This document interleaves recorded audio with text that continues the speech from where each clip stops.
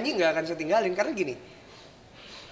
Untuk bikin konten YouTube ini saya terbantu dengan saya sering keliling kota nih dengan job nyanyi saya. Nah, sembari keliling kota itu saya membuat konten YouTube.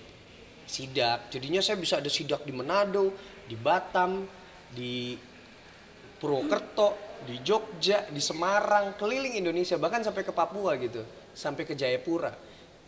Nah, itu adalah hal yang menyenangkan buat saya karena bisa saling membantu ya. Nanti setelah konten sidak ini jadi gitu, trending dan lain-lain, viral, itu juga ngebantu saya sebagai seorang penyanyi. Jadi elektabilitasnya tinggi dan akhirnya saya juga diminta untuk keliling kota kemana-mana gitu. Lalu saya bikin sidak, banyak orang yang mau menitipkan brandnya ke saya untuk dibagiin ke orang dan lain-lain. YouTube buat saya YouTube itu bukan sebagai sumber penghasilan ya awalnya. Jadi buat saya YouTube itu jadi etalase untuk memajang karya-karya saya atau sesuatu yang pengen saya ungkapkan. Pada akhirnya ternyata memang cukup menjanjikan akhirnya karena ada AdSense, ada orang yang bisa beriklan di channel kita selama channel kita dianggap layak untuk menjadi tempat beriklan mereka gitu. Dan akhirnya itu menjadi sebuah pemasukan tambahan buat saya sebagai seorang musisi. Jadi ada hal lain yang bisa saya dapatkan selain dari musik, ternyata dari YouTube juga. Iya memang sih 5 konten terakhir yang saya upload selalu trending gitu. Ya sebenarnya kemarin juga sering trending juga, tapi selang-seling ada yang trending, ada yang enggak, ada yang trending, ada yang enggak. Belakangan ini 5 konten ini selalu trending gitu. Dan itu sebenarnya yang bikin saya jadi kayak wah, dapat nih masanya. Saya bukannya sombong ya, maksudnya soal duit di YouTube itu bukan jadi hal yang nomor 1 sih buat saya.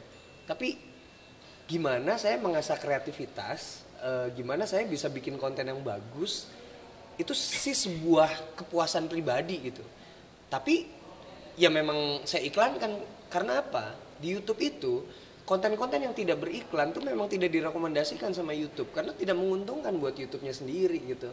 Jadi ya memang harus diiklankan. Kita harus kerjasama sama mereka sebagai YouTube creator supaya konten kita direkomendasikan ke banyak orang gitu di home.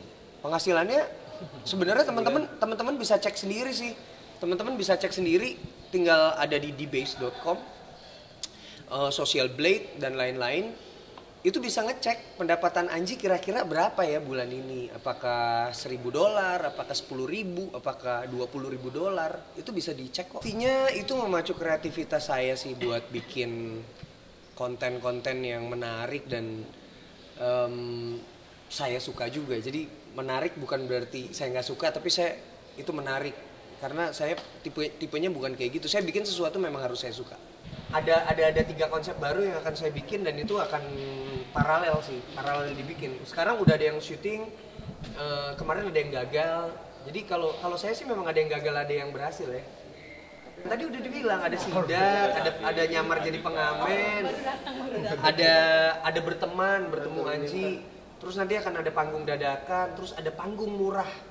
Panggung murah tuh Anji manggung dibayar cuma 10.000 gitu. Dan terus nanti akan ada interview jalanan juga. Ada beberapa hal yang saya bisa kolaborasi sama musisi lain juga. Ya sebenarnya saya bikin konten itu ya di sela-sela manggung sih. Kalau libur juga bisa, ya tergantung waktunya aja sih. Nanti ada yang saya jalan-jalan keluar kota khusus untuk bikin konten, tunggu aja. Jadi jangan lupa untuk subscribe Cumi Cumi. Ditekan ya tombol lonceng merahnya.